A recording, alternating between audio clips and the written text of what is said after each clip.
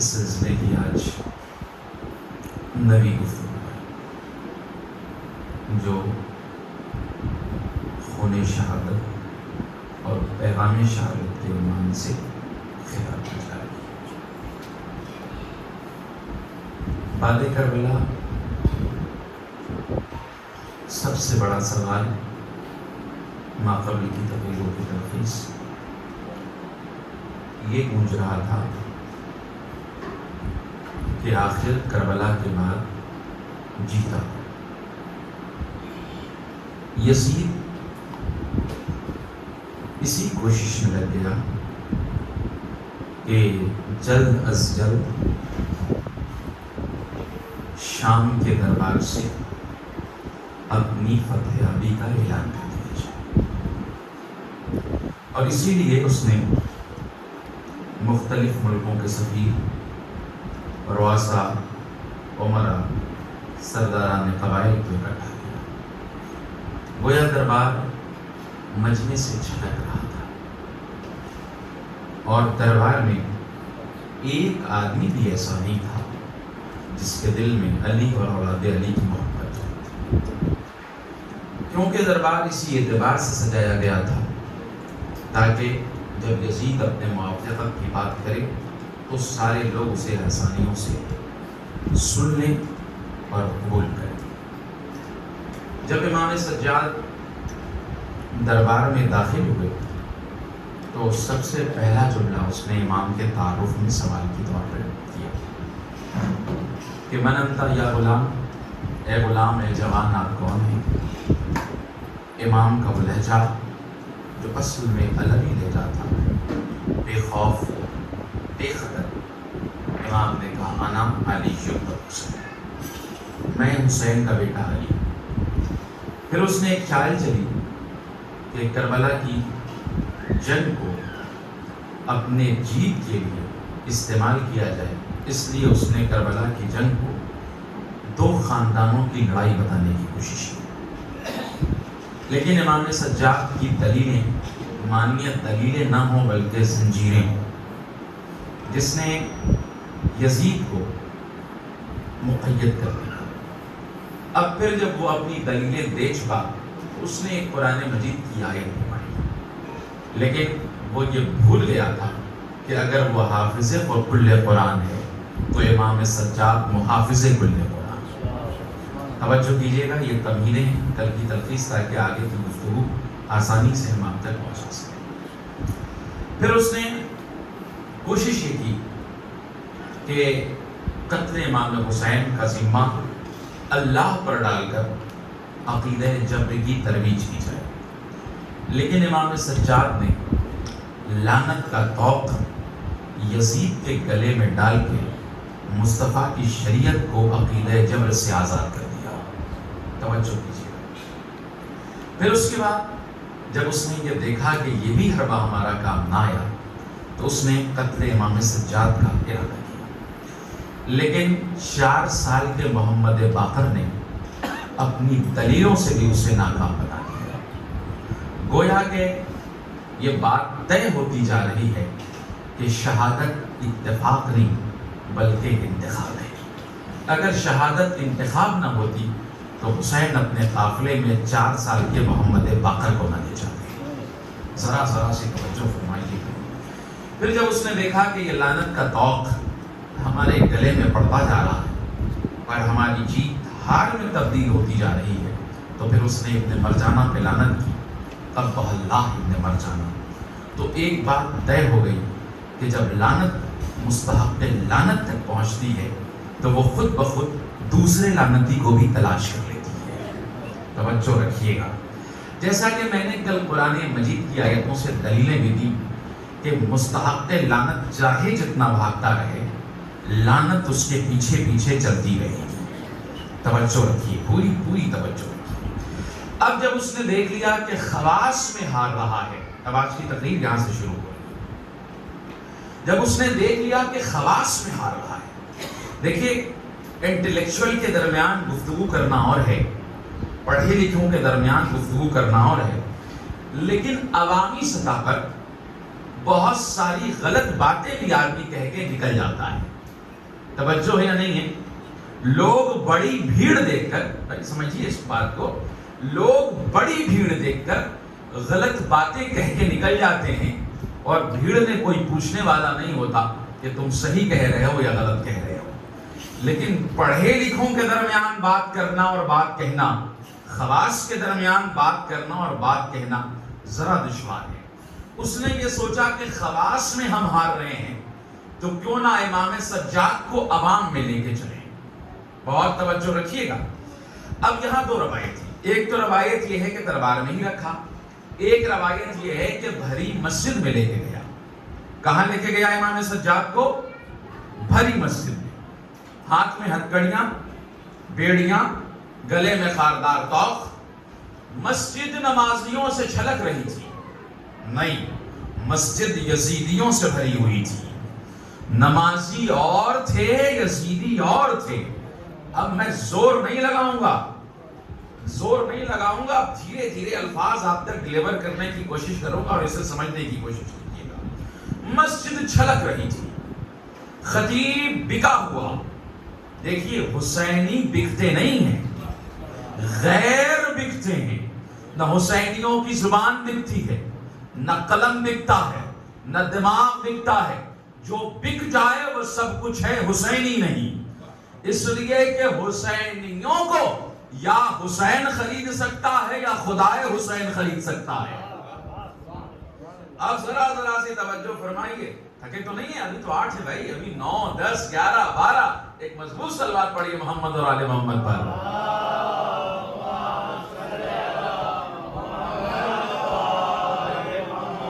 درباری خطیب، اب یہ لفظ تو آشنا ہے نا بھائی ہمارے لیے۔ درباری خطیب، حکمران کے فیور والے لوگ۔ اب وہ خطیب منبر پہ گیا، یزید نے کہا جاؤ ذرا ہمارے فضائل و کمالات بیان کرو۔ اب اس نے اپنے خطاب کو 3 حصوں میں بانٹا، بہت توجہ رہے۔ پہلا حصہ، اب بھائی فضیلت تو کوئی تھی نہیں، جب آدمی کی اپنی فضیلت نہ ہو تو دوسروں کے فضائل و کمالات پہ ڈاکہ ڈالتا ہے۔ بہت توجہ رکھیے گا، اب ایسی گفتگو ہوگی آج کی۔ اب وہ سارے فضائل و کمالات جو آل محمد کے تھے اس نے سارے منسوب کیے یزید اور اجداد یزید کی طرف۔ سجاد بیٹھے ہیں مجمع میں، چپ ہیں۔ دوسرا خطبہ، دوسرا پوشن شروع ہوا۔ اس نے وہ ساری قباحتیں جو یزید اور اجداد یزید کی تھیں وہ نعوذ باللہ منسوب کی امام سجاد اور اجداد سجاد کی طرف۔ اب بھی امام سجاد خاموش ہیں۔ تیسرا پارٹ شروع ہوا۔ اب اس نے وہ ساری آیتیں جو آل محمد کے شان کی تھی منسوب کرنا شروع کی یزید اور اجداد یزید کی طرف، کہ یہی قرابت دار ہیں، یہی رسول کے رشتہ دار ہیں، یہی نزدیک ترین لوگ ہیں۔ لیکن جس کے رگوں میں رسول کا لہو دوڑ رہا تھا، اب اس کی زنجیروں میں جھنکار پیدا ہوئی، جھکا ہوا سر رفتہ رفتہ اٹھنے لگا۔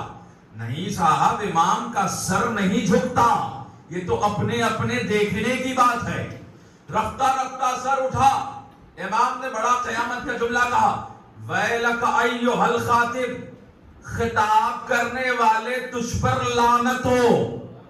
آپ نے توجہ نہیں فرمائی، میں نے کہا اپنوں کے درمیان میں بیٹھ کے غیروں کو کہنا اور ہے، غیروں کے مجمع میں بیٹھ کے غیروں پہ لعنت کرنا سجاد کا کام ہے۔ ویلک ایھا الخاطب، لعنت ہو تجھ پر ہے خطاب کرنے والے، اشتریت مرضات المخلوق بسخط الخالق فتبوأ مقعدک من النار، تو نے لوگوں کی خوشنودی کے لیے اللہ کی ناراضگی کو خرید لیا ہے، تمہارا ٹھکانہ جہنم ہے۔ آپ نے توجہ نہیں فرمائی، یہ ایرے غیرے کا جگر نہیں ہے، یہ سجاد کا دل ہے، جو غیروں کے دربار میں بیٹھ کے خطیب یزید کو بتا رہا ہے، اے یزید کا خطیب، تو بھی جہنمی، تجھے بلوانے والا بھی جہنمی۔ توجہ رکھیے گا، ویلک ایھا الخاطب اشتریت مرضات المخلوق بسخط الخالق فتبوأ مقعدک من النار۔ اچھا، اب وہ جو سارا مجمع ادھر مڑا ہوا تھا، اب بھئی آپ مجھے کدھر دیکھ رہے ہیں؟ ابھی کدھر دیکھ رہے ہیں؟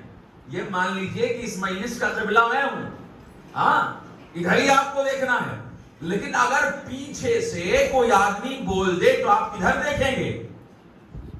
ہاں بھئی 4 آدمیوں میں کسی کا بولنا آسان ہے، لیکن ہزاروں کی تعداد میں بولنا مشکل ہے۔ اب جب امام نے گفتگو کی تو وہ سارے مجمع کا قبلہ بدل گیا، اصل میں وہی مرکز قبلہ تھا۔ اب توجہ کیجئے گا، وہی مرکز قبلہ تھا۔ سارا مجمع امام سجاد کی طرف۔ کون بولا؟ کون بولا؟ لوگوں نے کہا قیدی بولا۔ آج تک تو کسی قیدی میں اتنی جرت نہیں ہوئی تھی جو اتنا کھل کر بولے۔ یہ پہلا اتفاق تھا تو شام میں ایسا لگ رہا تھا کہ بادشاہ ایسے چپ تھا جیسے قیدی چپ ہو، سجاد ایسے بول رہے تھے جیسے کوئی مختار۔ اب امام جب بولے نا تو سارا مجمع امام کی طرف مڑا۔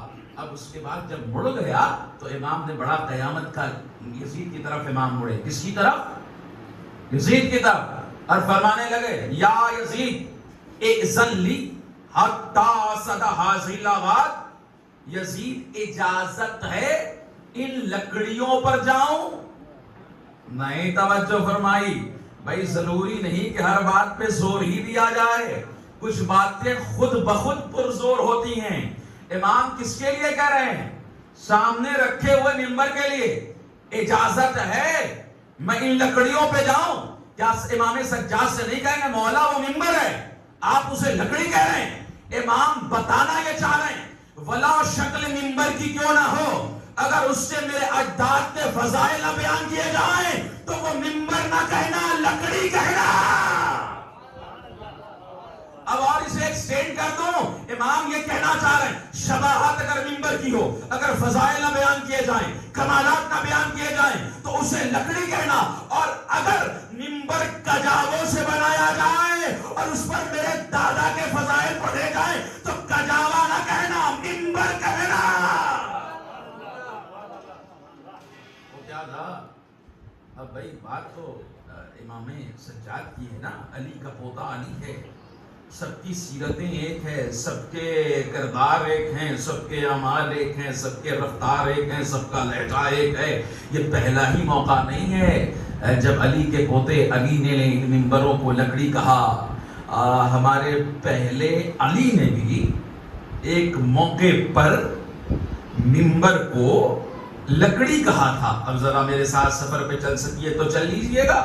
اب وہ سارا کا سارا عرب جب 3 خلافتوں سے تھک گیا، سمجھ رہے ہیں نہیں سمجھ رہے، تو لوگ اپنے قدموں سے چل کے میرے علی کے پاس آئے۔ علی کے پاس آئے، علی اتفاق سے اس وقت مدینہ کی گلیوں میں تھے۔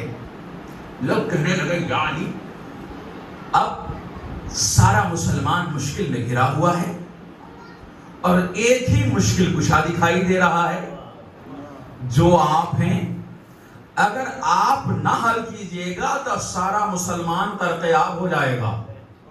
علی نے خطبہ شخصیہ میں ذکر کیا تفصیل کے ساتھ۔ مجمع کتنا تھا؟ بہت مجمع تھا۔ علی فرماتے اتنا مجمع تھا کہ میرے بیٹے حسن و حسین کچلے جا رہے تھے، اتنا مجمع تھا۔ یہی نہیں، جو میرے دوش پہ ردا پڑی ہوئی تھی اس کے دونوں کنارے پھٹ گئے۔ مجمع دیکھ رہے ہیں؟ یا علی ہم خلافت لے کے آئے ہیں۔ علی نے کہا میں تمہاری دنیا کو پہلے ہی 3 بار طلاق دے چکا ہوں۔ توجہ تو کیجئے، اصرار بڑا۔ علی نے کہا سنو، میں تمہاری دنیا کو بکری کی چھینک سے زیادہ اہمیت نہیں دیتا۔ پھر اصرار بڑا، کہا جانتے کیا ہو، جیسے کوئی مالک اونٹ کی مہار کو مہار پہ ڈال کے چھوڑ دے ویسے ہی میں نے تمہاری خلافت چھوڑ دی ہے۔ نہیں توجہ فرما رہے ہیں، یہ پہلا اتفاق تھا۔ ابھی تک لوگ خلافت تک چل کے گئے تھے، پہلا خلیفہ خلافت تک چل کے گیا، دوسرا خلیفہ خلافت تک چل کے گیا، تیسرا خلیفہ خلافت چل کے گیا، لیکن یہ پہلا اتفاق تھا کہ علی خلافت تک چل کے نہیں گئے، خلافت خود اپنے قدموں سے علی تک آئی۔ اب سارا کا سارا مجمع یا علی ہاتھ بڑھائیے بیعت کریں گے۔ علی نے کہا سنو، اگر خود اپنے قدموں سے چل کے آئے ہو تو شرطیں تمہاری نہیں ہماری ہوگی۔ جب اتفاق تھا، اب وہ سارا مجمع ساری شرطیں علی کی ماننے کے لیے تیار تھا. یا علی آپ جیسا کہیں، یا علی آپ جیسا کہیں، یا علی آپ جیسا کہیں. اچھا علی نے کہا نہیں، دیکھو ساری شرطیں ہماری ہوں گی، تمہاری کچھ نہیں ہوگی. میں چلاؤں گا خلافت کو اس بنیاد پر جو نبی چھوڑ کے گئے. بہت توجہ رکھیے گا، جو نبی چھوڑ کے گئے. اب سارا کا سارا مجمع آ گیا، علی سے کہنے لگا علی بیعت کر لیجیے. علی نے کہا نہیں، وہاں بیعت لوں گا جہاں نبی سے کی تھی. ذرا توجہ فرمائیے، وہاں لوں گا جہاں نبی سے کی تھی. اب طے ہوا آج نہیں، دنوں کے سردار دنوں میں بیعت لوں گا. کون سا دن؟ بدھ کا نہیں، جمعے کا. ذرا توجہ تو کیجئے. جمعے کو طے ہوا کہ جمعے کے دن علی بیعت لیں گے سب کی. اب سارا مدینہ علی کے گھر پر، علی آگے مجمع پیچھے. علی مسجد کی طرف بڑھ رہے ہیں، مجمع بھی مسجد کی طرف بڑھ رہا ہے. علی منبر پہ گئے، مجمع فرش پہ بیٹھا. بھائی زینے بنے تھے 3-4. علی نے پہلے زینے پہ قدم رکھا، کچھ کی آنکھیں کھلی. دوسرے پہ قدم رکھا، کچھ کے لب کھلے. تیسرے پہ قدم رکھا، کچھ کے ہوش باختہ ہوئے. علی وہاں بیٹھ گئے جہاں نبی بیٹھتے تھے. آپ نے توجہ نہیں فرمائی. علی زینے پہ قدم نہیں رکھ رہے، علی زمانے پہ قدم رکھ رہے ہیں.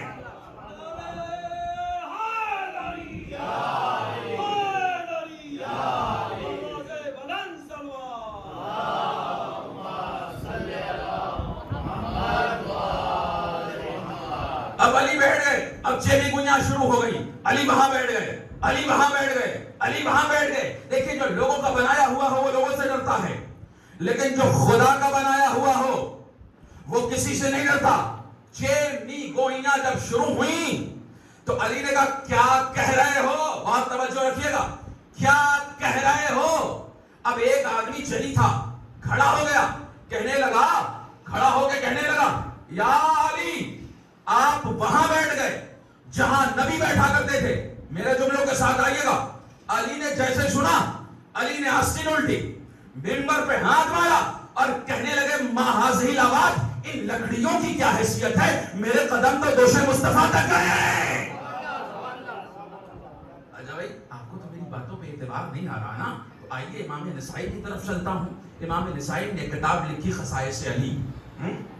خصائص علی، جا کے تاریخ پڑھیے گا، ان کی بایوگرافی اور سوانح حیات پڑھیے گا. شام کے لوگوں نے انہیں اسی لیے مارا، ان کی بایوگرافی میں لکھا ہوا ہے. شام کے لوگوں نے انہیں اسی لیے مارا کہ انہوں نے شام کے منبر سے علی کے فضائل پڑھے تھے. لکھا ہوا ہے، بالکل جلی حروف میں لکھا ہوا ہے، اور وہ کتابیں ساری زبانوں میں موجود ہیں. انہوں نے اس کو بہت دلچسپ انداز میں لکھا خصائص علی میں. اچھا اس کی خاص بات یہ ہے کہ جتنی روایتیں خصائص علی میں لکھی ہیں امام نسائی نے، وہ سب علی سے روایت ہے، سب علی سے روایت، اور اس میں کسی کو کوئی شک نہیں ہے. اب وہ سنیے، دوش مصطفیٰ کی بات لکھتے ہیں، میرے جملے نہیں ہیں، امام نسائی کے جملے ہیں. وہ لکھتے ہیں کہ نبی نے علی سے کہا یا علی چلیے آج بت توڑتے ہیں. توجہ ہے، بت توڑتے ہیں. کون کون گیا؟ بھائی وہی جائے گا نا جس نے کبھی بت کو پوجا نہ ہو، علی اور نبی. بھائی میں تو بہت تیزی سے نکل جانے والا خطیب ہوں، جملے آپ سنبھالیے گا. علی اور نبی آگے آگے چلے. کہاں گئے؟ خانے کعبہ پر. سارے بت ٹوٹ گئے. ایک بڑا والا جو پیتل کا بنا تھا وہ اوپر تھا. اب بھائی دو آدمیوں کے سہارے کے بغیر وہ ٹوٹ ہی نہیں سکتا تھا. نبی نے کیا فرمایا؟ علی تم بیٹھو، ہم تمہارے دوش بنائیں گے. علی بیٹھے، نبی دوش علی پر آئے، علی اٹھنے لگے. دیکھیے جب وزن زیادہ ہو تو آدمی کمزوری محسوس کرتا ہے. مقام رسالت سمجھیے، امام نسائی سمجھا رہے ہیں. جب وزن زیادہ ہو، اب بھائی آپ کی کیپیسٹی ہے کہ آپ 50 کلو اٹھا سکیں، ٹھیک ہے، اور آپ کو کوئی 100 کلو دے دے، اٹھا پائیں گے؟ اگر زبردستی کر کے اٹھا بھی لیں تو لرزنے لگیں گے، ہے نا. اب علی نے اٹھا تو لیا، نبوت نے سمجھا کہ امامت رسالت کا بار نہیں اٹھا پا رہی. اب بھائی توجہ فرمائیے گا, مقام رسالت معاف ہے, امامت رسالت کا بار نہیں اٹھا پا رہی. یا علی کمزوری محسوس کر رہے ہو؟ ہاں نبی اللہ, نبی اتر آئے. امام نسائی نے لکھا نبی بیٹھے, کہنے لگا یا علی اب تم میرے دوش پر آؤ. علی دوش مصطفیٰ پر آئے, نبی اٹھنے لگے, علی ادھر بلند, رسالت ادھر بلند. توجہ نہیں فرما رہے, نیچے رسالت بلند ہو رہی ہے, دوش مصطفیٰ پر امامت بلند ہو رہی ہے. بھائی مدارج نبوہ میں لکھا کہ علی اتنا بلند ہو گئے, اتنا بلند ہو گئے کہ ایسا لگا کہ کنارے عرش پر پہنچ گئے ہو.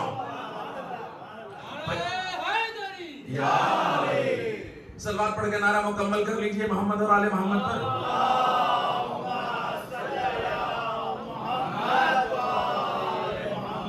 اب یہ جملے میرے نہیں اور نہ امام نسائی کے, مدارج النبوہ میں لکھا ہے علی اتنا بلند ہو گئے, اتنا بلند ہو گئے کہ ایسا لگا کہ کنارے عرش پر آ گئے. نبی نے پوچھا یا علی کہاں ہو؟ اللہ کے نبی کنارے عرش پر. ارے بھائی امامت کنارے عرش پر کیوں نہ آئے جب دوش رسالت پر بلند ہو؟ اب بھائی توجہ نہیں فرما رہے. اب وہاں پہنچے. اب یہ میرا اپنا خطیبانہ لہجہ ہے جو میں آپ کو ہدیہ کرنے جا رہا ہوں. میں کہوں گا یا علی جب کنارے عرش پر گئے تو تارے کیوں نہیں توڑ لائے؟ تارے کیوں نہیں توڑ لائے؟ تارے کیوں نہیں توڑ لائے؟ علی جواب دیں گے تارے وہ توڑے جس کے در پہ تارے نہ آتے ہیں.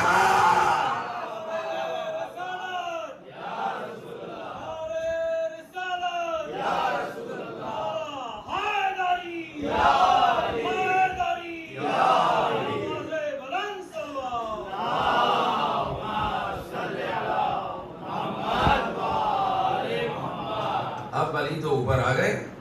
یا علی توڑیے بت. توڑا, پیتل کا بنا تھا, ہاں اوپر سے ایک جھٹکے میں توڑا, نیچے پھینکا. تو امام نسائی نے لکھا تھا تو پیتل کا, مگر امامت کا ہاتھ لگتے ہی ایسا چکناچور ہوا مانو جیسے شیشے کا تھا. تو آپ نے دیکھ لیا منبر. تو یہ امام سجاد کیا فرما رہے ہیں کہ ذلی حتی اسدہ حاضر آباد, یزید اجازت ہے میں ان لکڑیوں پر جاؤں. کون بول رہا ہے؟ امام سجاد. کس کے دربار میں؟ یزید کے دربار میں.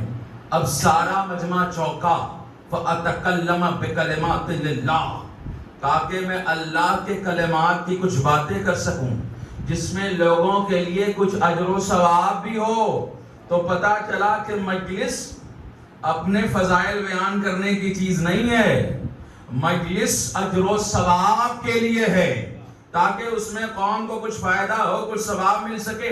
اب وہ مجمع چونکا کہ آج تک تو منبر سے ایسی کوئی بات ہوئی ہی نہیں تھی. یہ کیسا قیدی ہے جو کہہ رہا اجر و ثواب کی بات کروں گا, فائدے کی بات کروں گا, کوئی نقصان کی بات نہیں ہوگی. اب سنیے گا, اب وہ یزید تو جانتا تھا نا کہ یہ خاندان آل محمد کے فرد ہیں, جانے نہیں دوں گا. مجمع کا پریشر آنے لگا, جانے دے, قیدی ہے. کہنے لگا نا نہیں جانے دوں گا. اور لوگوں نے کہا جانے کیوں نہیں دیتا, قیدی ہے, تمہارا کیا بگاڑ لے گا؟ کہا تم نہیں جانتے, تم نہیں جانتے, اگر یہ منبر پہ گئے تو میری بخیا ادھیڑ دیں گے.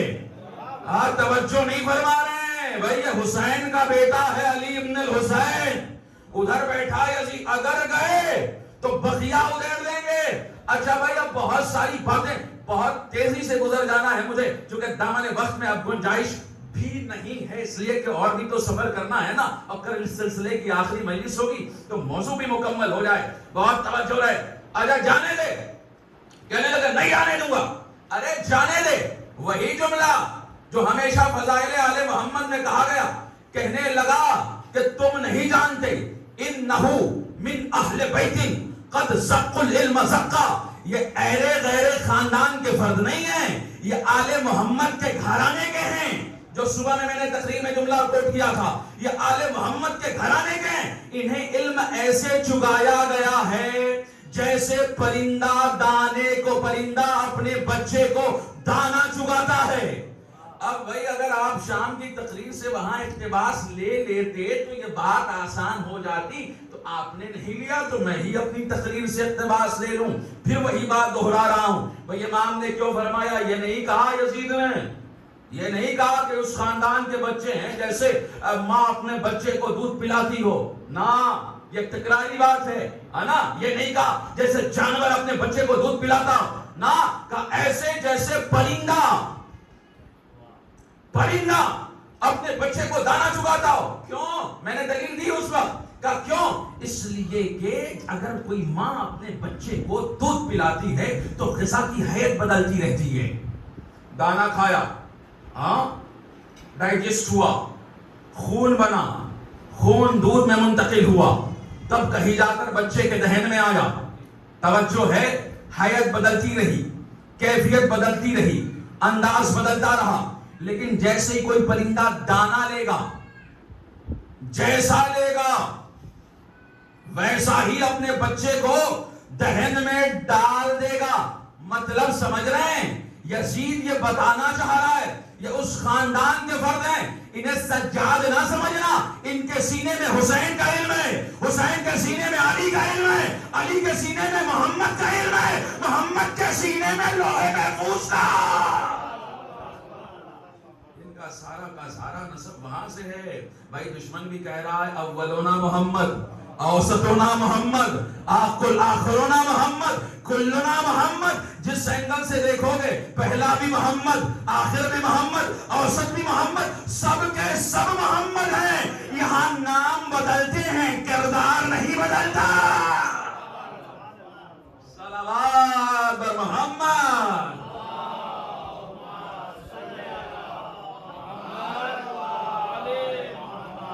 ایک مضبوط صلوات پڑھ لیجئے محمد اور آل محمد۔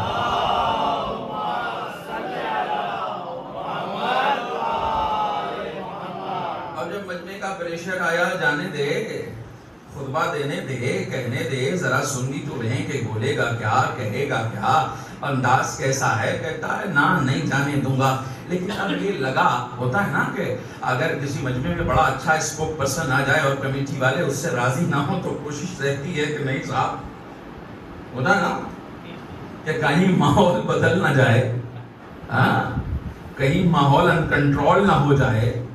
ہم تو لائے ہیں دوسرا خطیب، یا گیا دوسرا، تو کمیٹی کے علاوہ جو دوسرے عوامی سطح کے لوگ ہیں وہ یہ فرمانے لگے ہیں کہ بھائی دیکھیے کمیٹی کو یہی ملا تھا، اچھا خطیب نیچے بیٹھا تھا۔ توجہ ہے یا نہیں ہے؟ لیکن آخر مرتا کیا نہ کرتا۔ اب جب مجمع کا پریشر آ جائے، دیکھیے پبلک بہت عجیب چیز ہے، سمجھ رہے ہیں نہیں سمجھ رہے ہیں؟ خواص کا منہ باندھا جا سکتا ہے، خواص کو گرفت میں لیا جا سکتا ہے، لیکن جب عوام سڑکوں پر آ جائے، اب بھائی جب عوام سڑکوں پر آ جائے، بھائی سمجھیے گا اسے نیشنل سوسائٹی اور گلوبل سوسائٹی وغیرہ وغیرہ سے بھی سمجھنے کی کوشش کیا کیجئے۔ کوئی ضروری نہیں کہ ہر بات میں کہوں تبھی آپ سمجھیں گے، تو پھر ان کنٹرول معاملہ ہو جاتا ہے۔ پھر سننے میں آتا ہے کہ نہیں صاحب جو پبلک کہہ رہی ہے بھائی ٹھیک ہے۔ اب دیکھیے انکاؤنٹر تو ان راجیوں میں ہوتے ہی رہے، اسٹیٹس میں، مختلف اسٹیٹس میں ہوتے رہے انکاؤنٹر، ٹھیک ہے، سارے لوگ بڑی تعریفیں کرتے رہے، کیا کہنا سبحان اللہ، حکومت بڑا اچھا کام کر رہی ہے، اسٹیٹ لیول کی گورنمنٹ بڑا اچھا کام کر رہی ہے، سی ایم بڑا اچھا کام کر رہا ہے، اور وہ شہر کا ڈسٹرکٹ کا ڈی ایم بڑا اچھا کام کر رہا ہے۔ لیکن ابھی ان دنوں اگر آپ نے آپ سوشل میڈیا سے واقف ہوں گے تو دیکھا ہوگا کہ ایک بہار میں ان دنوں انکاؤنٹر ہو گیا، ابھی 3-4 روز پہلے۔ اب وہ ہائے توبہ صاحب مچ گئی کہ صاحب انکاؤنٹر غلط ہے، انکاؤنٹر غلط ہے، انکاؤنٹر غلط ہے۔ اب وہی لوگ جو چیخ کے کہہ رہے تھے کہ انکاؤنٹر گورنمنٹ صحیح کرتی ہے، وہی لوگ اب چیخ کے کہہ رہے ہیں نہیں وہ سب انکاؤنٹر ٹھیک، سارا انکاؤنٹر ٹھیک، وہ والا انکاؤنٹر غلط ہے۔ اچھا صاحب پبلک اتنی سڑکوں پر آ گئی، اتنے نعرے لگنے لگے، اتنا سوشل میڈیا ایکٹیو ہو گیا کہ اب وہ لوگ بھی جو نیشنل میڈیا پہ چیخ چیخ کے کہہ رہے تھے کہ انکاؤنٹر ٹھیک ہے، وہ بھی کہنے لگے نہیں یہ والا غلط ہے، یہ والا غلط ہے، یہ والا غلط ہے۔ اب وہ سی ایم جس نے انکاؤنٹر کرایا وہ بھی کہنے لگا کہ نہیں صاحب ہم کو سمجھنے میں غلطی ہو گئی، ہم کو رپورٹنگ اچھی نہیں کی گئی۔ اب بیچارہ وہاں کا ایس پی ہٹایا گیا، ٹرانسفر کیا گیا وغیرہ وغیرہ۔ تو غلطی بڑے کرتے ہیں، توجہ تو کیجیے بھائی، غلطی بڑے کرتے ہیں، پکڑی چھوٹی مچھلی آ جاتی ہیں۔ لیکن یہ خوف ہوتا ہے عوام کا، یزید کے یہاں بھی خوف تھا عوام کا، کہیں تختہ پلٹ نہ دیا جائے۔ وہی قیدی ہے، جانے کیوں نہیں دیتا؟ وہ جان رہا تھا کہ یہ قیدی ہے، مگر اس قید کی زنجیر میں یہ مختار ہے۔ نہیں نہیں، یہ مختار نہیں، یہ تو امیر مختار ہے۔ ظاہر ہے کہ امام علی مقام چاہ تو نہیں رہا تھا کہ یہ خطبے کے فقرے میں آج پڑھوں، لیکن پڑھوں گا، 5-7 دقیقے ادھر رہوں گا، پھر مسائل کی طرف چلا جاؤں گا۔ اب امام منبر پر تشریف لے گئے، برنامے میں کچھ اور چیزیں بھی شامل تھیں لیکن وقت میں اب گنجائش نہیں ہے۔ امام منبر پہ تشریف لے گئے۔ اب جب منبر پر امام گئے تو وہ ساری نگاہیں امام کی طرف ٹکی ہیں۔ جانے کا لہجہ بتا رہا ہے کہ مجبور نہیں، مختار جا رہا ہے۔ منبر پر چڑھنے کا سلیقہ بتا رہا ہے کہ یہی صحیح میں وارث منبر ہے۔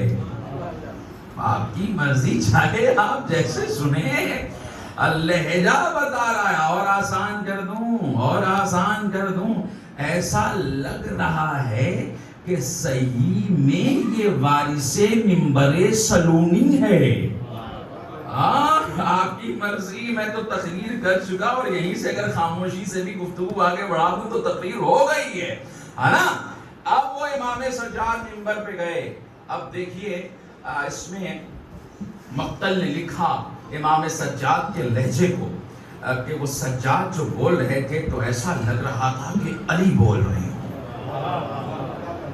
اب زور نہیں لگاؤں گا، زور لگا چکا۔ 1 گھنٹے خطیب تھوڑی زور لگاتا ہے، 30-35 منٹ زور ہم نے لگایا، 10-15 منٹ آپ لگا لیجئے تاکہ برابری کی حصے داری ہو۔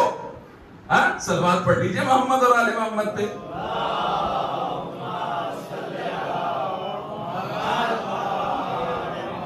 نہیں، صلوات تو مضبوط پڑھی محمد اور آل محمد۔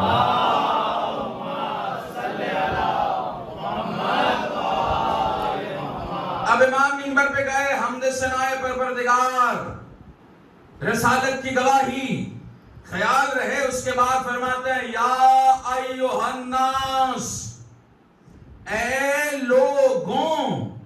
بھائی چاہتے تو کہہ سکتے تھے یا ایھا المسلمون، یا ایھا المومنون۔ یہ لہجہ خالص قرآنی ہے، خالص قرآنی لہجہ ہے۔ بھائی سامنے اگر مسلمان بیٹھے ہوں تو آدمی کہتا ہے مسلمانوں، مومن بیٹھے ہیں تو کہتا ہے مومنوں۔ اگر مکس اپ ہے مجمع، کافر بھی ہیں، مسلمان بھی ہیں، مومن بھی ہیں، یہودی بھی ہیں، تو یہ لہجہ قرآن کا ہے۔ قرآن کہہ کے خطاب کرتا ہے یا ایھا الناس، اے لوگوں۔ تو اس کا مطلب یہ ہے کہ سجاد جہاں خطاب کر رہے ہیں وہاں فقط مسلمان ہی نہیں، کچھ کافر بھی ہیں، کچھ یہودی بھی ہیں۔ یہودیوں اور عیسائیوں کا مزاج تو سمجھ رہے ہیں نا؟ جنہوں نے پہلے نہیں سمجھا اب سمجھ لیں، جنہوں نے پہلے نہیں سمجھا اب سمجھ لیں کہ بھائی خانہ کعبہ کا طواف لگا لینے سے کوئی مسلمان تھوڑی ہو جاتا ہے۔ معاف کیجئے گا، یہ میرے اپنے انداز، اپنا سلیقہ۔ خانہ کعبہ کا طواف کر لینے سے کوئی مسلمان تھوڑی ہو جاتا ہے۔ اگر ظلم کے خلاف کوئی نہ اٹھ سکے تو وہ چاہے خانہ کعبہ میں نماز پڑھ رہا ہو یا کسی شراب خانے میں شراب پیے، دونوں برابر ہیں، دونوں برابر ہیں، دونوں برابر ہیں۔ اور یہ جو اپنے کو مسلمان کہہ رہے ہیں، بھائی کس شریعت نے اجازت دی ہے کہ ڈانس جائز ہو گیا؟ کس شریعت نے اجازت دی ہے کہ رقص جائز ہے؟ کس شریعت نے اجازت دی ہے کہ صاحب آپ عورتوں کو کھلی چھوٹ دے سکتے ہیں؟ کم سے کم اسلامی ممالک میں تو اس کی پاسداری کرنا چاہیے۔ بھائی آپ نے کسی عالم کا کبھی استقبال نہیں کیا، لیکن آپ نے گرانڈ رقاصہ کا استقبال ضرور کیا۔ توجہ فرما رہے نہیں فرما رہے؟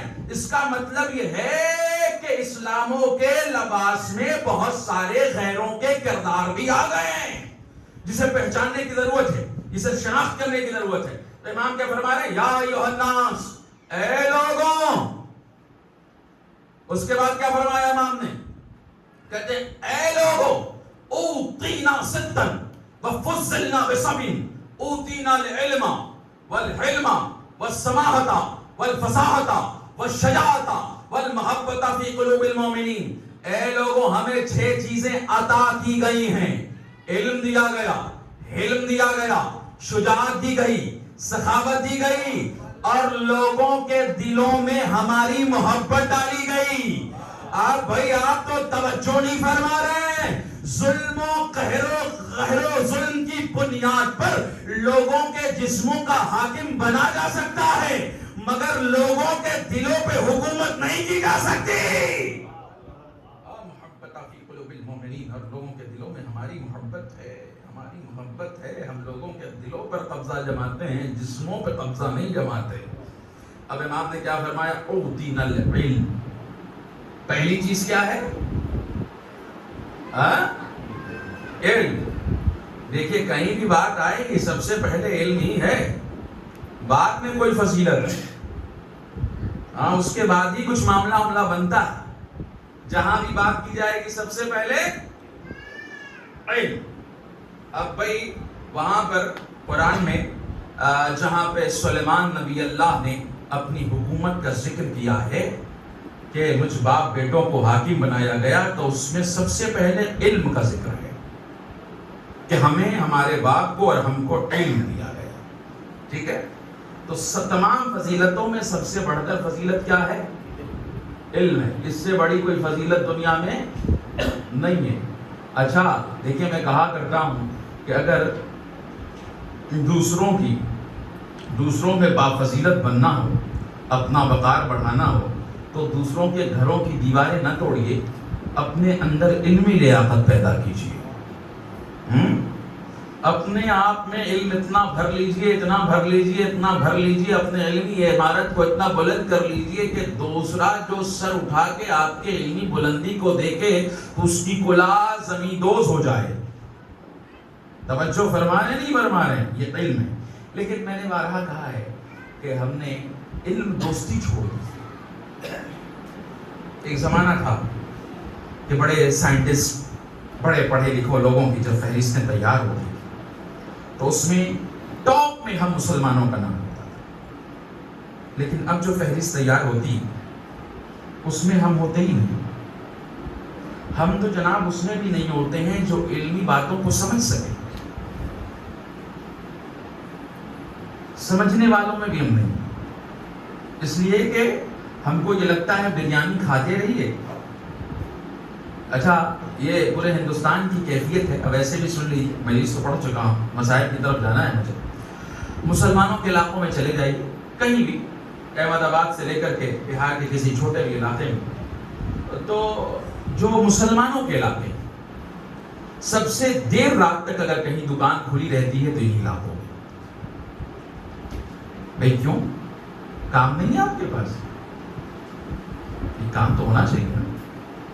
اچھا الگ الگ طرح کی ریسرچ بھی ہیں جسے ممبر پہ بیان نہیں کیا جا سکتا۔ ایک ریسرچ آئی کہ کس طرح کی ویب سائٹس کس ملک میں سب سے زیادہ دیکھی جاتی ہیں، تو کچھ ویب سائٹس ایسی تھیں جس میں ٹاپ پر مسلم ممالک تھے۔ اب ہر چیزیں آن دی کیمرہ اور ممبر سے نہیں کہی جا سکتی، لیکن آپ سمجھ سکتے ہیں جو میں کہنا چاہ رہا ہوں۔ تو پتہ یہ چلا کہ مسلمانوں کے علم میں دوستی ہی نہیں ہے۔ اچھا جو اسلامی ممالک بیلٹس ہیں، مڈل ایسٹ کا، آپ ان کی کیفیت زار دیکھیں، ان کے یہاں جتنے ٹاپ آفیسران ہیں سارے یہودی اور عیسائی ہیں۔ اب رفتہ رفتہ تھوڑے تھوڑے سے مسلمان آنے لگے ہیں، ورنہ ان کو دنیا کے دوسرے ضروری کام سے فرصت ہی نہیں ہے کہ علم دوست بنے۔ یہ میں جو مسلمان کا اگر نام لے رہا ہوں تو اس کا مطلب یہ نہیں کوئی خاص فرقہ ہے، کوئی خاص مذہب ہے۔ مسلمان مطلب مالکی بھی ہے، شافعی بھی ہے، حنبلی بھی ہے، شیعہ بھی ہے، جعفری بھی ہے، سارے، یہ کوئی اس میں تفریق نہیں ہے، اس لیے کہ رپورٹ میں کوئی تفریق نہیں ہوتی۔ اگر کوئی یہ سمجھے کہ ہم سنی ہیں تو مسلمان اور ہم شیعہ ہیں تو مسلمان، ہم مالکی ہیں تو مسلمان، ہم شافعی ہیں تو مسلمان، ہم امام نسائی کے ماننے والے ہیں تو مسلمان، دیکھیے بڑی اچھی بات آیت اللہ خمینی نے کہی تھی کہ اصل میں ہم تو اسی الجھے ہوئے ہیں کہ ہم ہاتھ باندھ کے نماز پڑھتے ہیں کہ ہاتھ کھول کے، ہم بالائے ناف ہاتھ رکھتے ہیں کہ بالائے سینہ، ہم کھول کے پڑھتے ہیں کہ بند کر کر کے، لیکن دشمن اس انتظار میں بیٹھا ہے کہ اس کی غفلت ہو، ہم اس کا ہاتھ ہی کاٹ لے جائیں۔ توجہ فرما رہے نہیں فرما رہے، مسلمان اسی میں الجھا ہوا ہے۔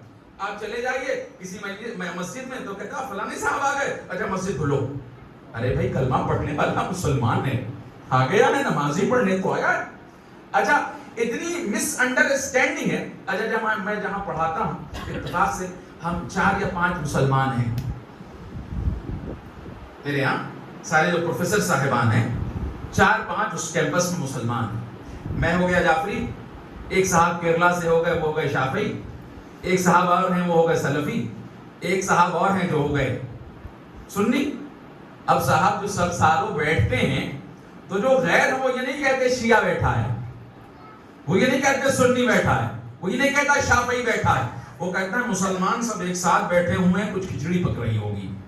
ہاں تو آپس میں ہم بٹے ہیں، غیر ہمیں بانٹ کے نہیں دیکھتا، غیر ہمیں ایک میں دیکھتا ہے، تو ہمیں ایک کے ساتھ اتحاد ہو کر کے قدم سے قدم میں ملا کر کے آگے بڑھنا ہے، ورنہ جو ذلت ہم اس وقت اٹھا رہے ہیں اس سے زیادہ اور خطرناک ماحول پیدا ہونے والے ہیں۔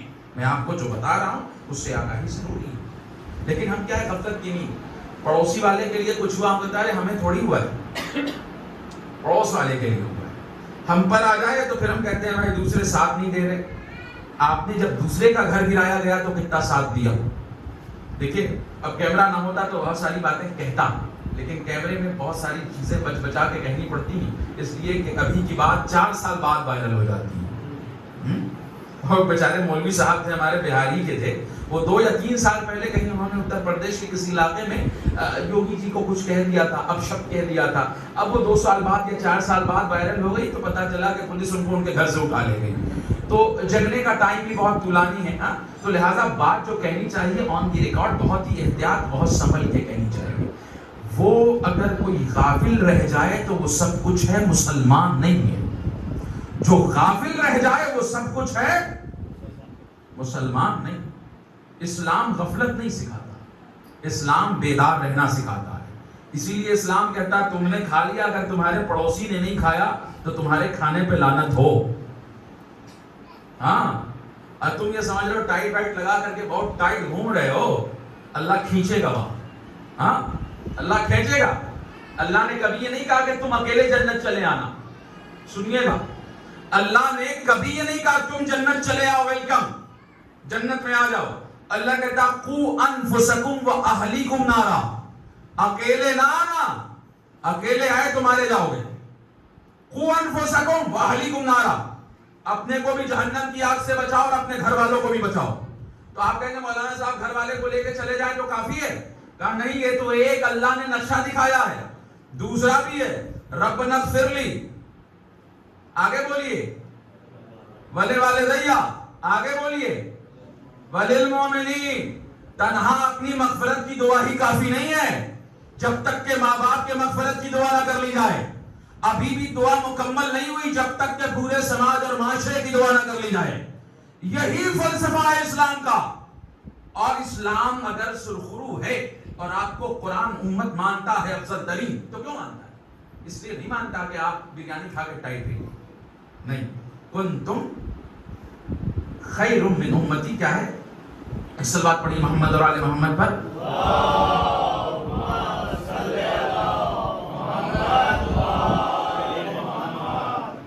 قرآن کیا کہتا ہے؟ اخرجت للناس کنتم خیر امتی، تم بہترین امت ہو۔ کیوں؟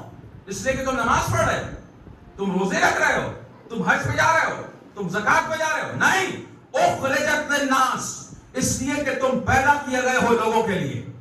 اگر لوگوں کا خیال کرو گے تم بڑے بن جاؤ گے، دائرہ محدود کرو گے چھوٹے رہ جاؤ گے۔ اسی لیے میں ایک جملہ کہا کرتا ہوں کہ جناب میں شہر کے رئیس ترین آدمی کے عالی شان محل کو کم نظروں سے دیکھتا ہوں نسبتاً شہر کے عام رہن بسیرے سے۔ اس لیے کہ شہر کا رئیس ترین آدمی کا محل ایک خاندان کو فائدہ پہنچاتا ہے، ایک قبیلے کو فائدہ پہنچاتا ہے، ایک گھر والوں کو فائدہ پہنچاتا ہے. لیکن شہر کا عام رہن بسیرا جو غریب آیا آرام کر گیا. اب جملہ لیتے گائیے. اسی لیے میں کہتا ہوں وہ بڑا نہیں جو اپنے دامن کو جہنم کی آگ سے بچا لے، وہ بڑا ہے جو پورے گاؤں والوں کو جہنم کی آگ سے بچا لے.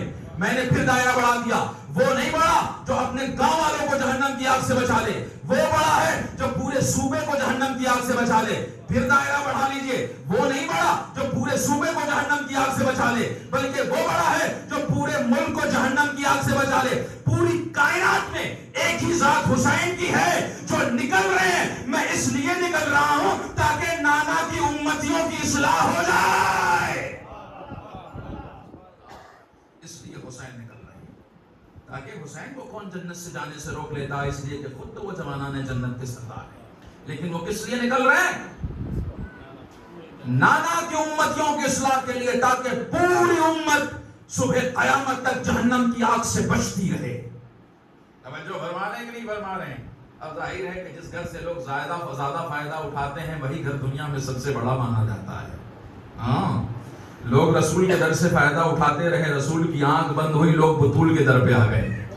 آپ بطول کی آنکھ بند ہوئی، لوگ علی کے در پہ آ گئے. علی کی آنکھ بند ہوئی، لوگ حسن کے در پہ آ گئے. حسن کی آنکھ بند ہوئی، لوگ حسین کے دروازے پہ کھڑے ہو گئے. حسین کی آنکھ بند ہوئی سجاد کے دروازے پہ، حتیٰ کہ قاتل آ گیا مدد لینے کے لیے. اور سجاد کا دروازہ بند ہوا، محمد باقر کے در پہ آ گئے. محمد باقر کا دروازہ بند ہوا، جعفر صادق کے دروازے پہ آ گئے. امام تک لوگ آتے رہے. لیکن اب یہ دیوانے تیرے جاتے تو کہاں جاتے؟ بارہواں تو چلا گیا پردہ غیب میں. پھر آواز آئی گھبرانا نہیں، اگر محمد زندہ نہیں تو ان کی قبر مدینے میں ہے، اگر فاطمہ زندہ نہیں تو ان کی قبر ہے. اب کوئی کربلا سے فائدہ لے رہا ہے، کوئی سامرہ سے فائدہ لے رہا ہے، کوئی نجف سے فائدہ لے رہا ہے، کوئی مشہد سے فائدہ لے رہا ہے. یہی گھر سب سے بڑا ہے. ان سے بڑا گھر دنیا میں کوئی پیدا نہیں. اس لیے کہ ان کی قربانیاں بڑی ہیں. وقت تمام ہوا. ان کی قربانیاں بڑی ہیں.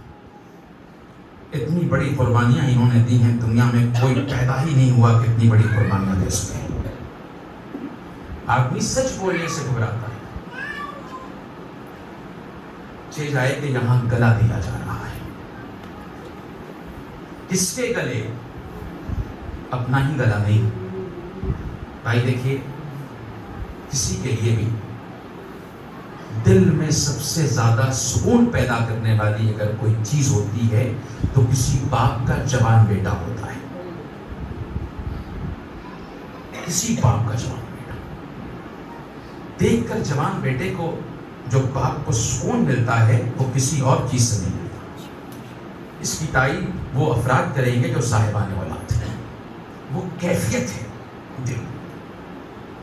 اب ذرا سوچیے کہ حسین اپنے کڑیل جوان کو مقتل میں بھیج رہے. کتنی سخت، کتنی دشوار ہے. لیکن کہیں کوئی پشیمانی نہیں ہے، کہیں کوئی شرمندگی نہیں ہے، کہیں کوئی افسوس نہیں. بھیجا جا رہا ہے. دیکھیے بہت مشکل ہے. پڑھ دینا آسان ہے، سن لینا آسان ہے، لیکن ان منزلوں سے گزرنا بڑا مشکل ہے. روایت کہتی ہے جب شہادت کا بازار کرنے ایک شہید جاتا رہا، جام شہادت نوش کرتا رہا.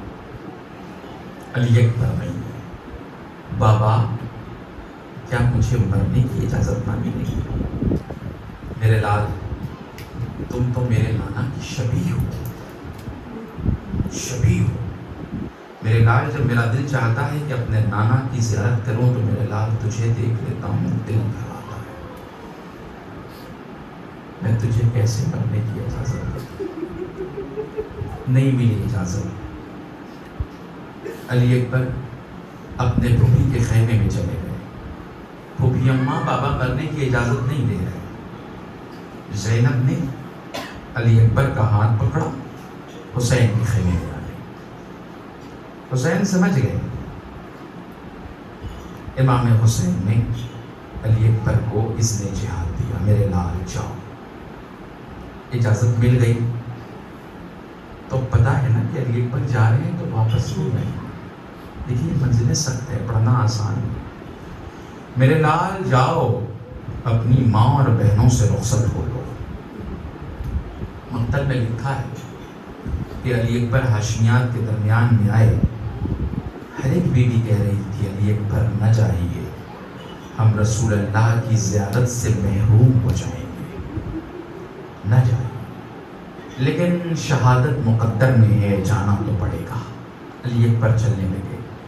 مقاتل نے لکھا ہے علی اکبر جو خیمے سے نکل رہے ہیں تو ایسے نکلے جیسے بھرے گھر سے کڑی الجماں کا لاشا نکلتا ہو۔ مقاتل نے لکھا کہ ایسی ایک بار حسین علی اکبر نکل نہیں ہے، ایسا لگتا تھا کہ 7 مرتبہ خیمے کا پردہ اٹھا اور گرا، ایسا لگتا تھا کہ کوئی ننھی بچی اپنے بھائی کا دامن پکڑ کے کہتی ہو بھیا نہ جا۔ جزاکم اللہ خیر۔ کون ہوگا؟ یہ سکینہ ہوگی، کہہ رہی ہوگی بھیا تنہا چھوڑ کے نہ جائے۔ اجازت مل چکی ہے۔ حسین نے اپنے کڑیل جوان لاڈلے اپنے ہاتھوں سے گھوڑے پہ سوار کیا۔ میرے لال جا خدا حافظ۔ علی اکبر چلتے رہے، حسین علی اکبر کے پیچھے پیچھے جا رہے ہیں۔ مقتل نے لکھا کہ علی اکبر کو کسی کے آنے کی آہٹ محسوس ہوئی۔ کیا دیکھا 57 سال کا بوڑھا باپ چلا آ رہا ہے۔ بابا آپ کو اجازت دے چکے ہیں، آپ کیوں آ رہے ہیں؟ میرے لال اگر تم صاحب اولاد ہوتے تو سوال نہ کرتے۔ میرے لال میں نہیں آ رہا، میرا کلیجہ کھینچے آ رہا ہے۔ جزاکم اللہ خیر الجزا۔ رونے میں بخل نہ کیجیے، کڑیل جوان کا بھروسہ ہے۔ علی اکبر گئے، مقتل میں آئے۔ علی کا پوتا ہے علی اکبر، حسین کا بیٹا ہے علی اکبر۔ میدان میں یزیدیوں کو وسیلے جہنم کرتا رہا، لیکن کسی نے کہا کہ یہ ہاشمی خاندان کا بیٹا ہے، اسے ایسے نہ مار پاؤ گے، دھوکے سے اسے مارو۔ راوی کہتا ہے کہ ایک لعین پہاڑ کی چھوٹی سی اوٹ میں چھپ گیا، ایک پتھر کی اوٹ میں چھپ گیا، کلیجے علی اکبر کا نشانہ لیا، برچھی کلیجے علی اکبر میں ٹوٹی۔ بہت سارے مسائب میں نے چھوڑ دیے، جو بچ گئے ہیں مسائب انشاءاللہ وہ کل پڑھوں گا۔ روایت کہتی ہے کہ برچھی علی اکبر کے کلیجے میں ٹوٹی۔ حسین کا ہم شکل پیغمبر بیٹا گھوڑے پہ نہ سنبھل سکا، زمین پہ گرا، آواز لگائی علیک السلام یا بتا، بابا میرا سلام آخر قبول کر لیجیے۔ سکینہ فرماتی ہیں کہ جیسے ہی میرے بھیا علی اکبر کی آواز آئی، ایسے لگا کہ میرے بابا کی آنکھوں سے بینائی چلی گئی ہو۔ جزاکم اللہ۔ میرے لال تیرے مرنے سے آنکھوں کی بینائی چلی گئی، تیرے بوڑھے باپ کو کچھ دکھائی نہیں دے رہا۔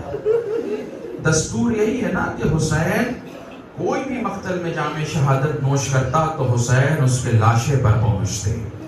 حسین گھوڑے پہ سوار تو ہو گئے، میرے لال آنکھوں سے دکھائی نہیں دے رہا، میرے لال تیرے بعد دنیا پہ خاک ہو، ایک اڑیل جوان کچھ دکھائی نہیں دے رہا، آواز تو دو تاکہ تیرا بابا تیرے آواز کے سہارے تیرے لاشے پہ پہنچ سکے۔ بابا آواز لگانا شروع کیا علی اکبر نے، بابا بابا، بڑا کرب تھا حسین علی اکبر کی آواز میں۔ حسین پہنچے، 3 منازل پیش کروں گا اور ختم و دعا۔ روایت کہتی ہے 3 منزل بڑی قیامت کے تھے۔ صاحب بحار الانوار نے لکھا کہ جب حسین علی اکبر کے لاشے پہ پہنچے تو 3 منازل بڑے قیامت کے۔ پہلی منزل یہ تھی کہ حسین کے پہنچنے سے پہلے کوئی بی بی علی اکبر کے لاشے پہ پہنچ گئی تھی، حسین پہچان نہ سکے۔ حسین نے کہا اے بی بی بتا تو کون ہے؟ بی بی نے پلٹ کے چہرہ اوپر کیا، اے میرے باجائے میں زینب۔ جزاکم اللہ، جزاکم اللہ۔ روایت کہتی ہے اب حسین کا ذہن بدل گیا، بہن میری زندگی میں تو میدان میں چلی آئی، جہاں زینب خیمے میں مسند بچھا، میں لاش علی اکبر لے کے آتا ہوں۔ زینب کو پہلے خیمے میں پہنچایا، ایک منزل تو آپ نے دیکھ لی، دوسری منزل بہت قیامت کی، اور دوسری منزل یہ تھی کہ درد اتنا تھا کہ علی اکبر کربلا کی زمین پر ایڑیاں رگڑ رہے تھے۔ کنارے پائے اکبر کے ہٹ گئی ہے دور تک مٹی، زمین کہتی ہے مقتل کی کہ دم نکلا ہے مشکل سے۔ جزاکم اللہ۔ تیسری اور آخری منزل، اور یہی میں رخصتی دے لوں گا۔ روایت کہتی ہے حسین نے کیا دیکھا کہ علی اکبر نے اپنا ہاتھ اپنے کلیجے پہ رکھا ہے۔ حسین نہیں دیکھ رہا ایک باپ جوان بیٹے کے سینے پہ ہاتھ دیکھ رہا ہے۔ میرے لال خیریت تو ہے، بابا کچھ نہیں، بیٹا ہے نا، سمجھتا ہے باپ اگر دیکھے گا تو تڑپ جائے گا، بابا کچھ نہیں، میرے لال کچھ تو ہے نہیں بابا۔ حسین کا اصرار بڑا، بابا سینے میں درد ہے، میرے لال خیریت تو ہے، ہاتھ ہٹایا، کیا دیکھا؟ بچی کی علی کلیجے میں۔ جزاکم اللہ خیر الجزا۔ میرے لال بچی کی علی، بابا کلیجے میں بہت درد ہے۔ اب میری طرف دیکھیے گا، حسین دو زانو ہو کر کربلا کی زمین پر بیٹھے۔ بھائی ہمارے یہاں مسئلہ ہے نا کہ جنازوں میں ہم آہنی چیزیں نہیں چھوڑتے، کوئی بھی مسلمان اگر آہنی چیز جس میں رہ جائے تو اسے نکال لیا جاتا ہے۔ یہی مسئلہ اس وقت بھی تھا۔ حسین کربلا کی زمین پر دو زانو ہو کے بیٹھے، برچھی کی علی پکڑی۔ دیکھیے ہر بات کتاب میں لکھی نہیں ہوتی، ذرا تصور کیجئے اگر کوئی آہنی چیز کہیں دھس جائے نا تو ایسے نہیں نکالا جاتا، چاہے جتنا بہادر آدمی ہو، کبھی اسے داہنے کرتا ہے، کبھی اسے بائیں کرتا ہے، کبھی اسے آگے کرتا ہے، کبھی پیچھے کرتا، مجھے نہیں پتا حسین نے نکالا کیسے، لیکن جیسے ہی نکالا برچھی کی علی کے ساتھ ساتھ کلیجہ علی اکبر باہر آیا، سینے سے خون کا فوارہ جاری ہوا، حسین نے اپنے سینے سے لگا لیا۔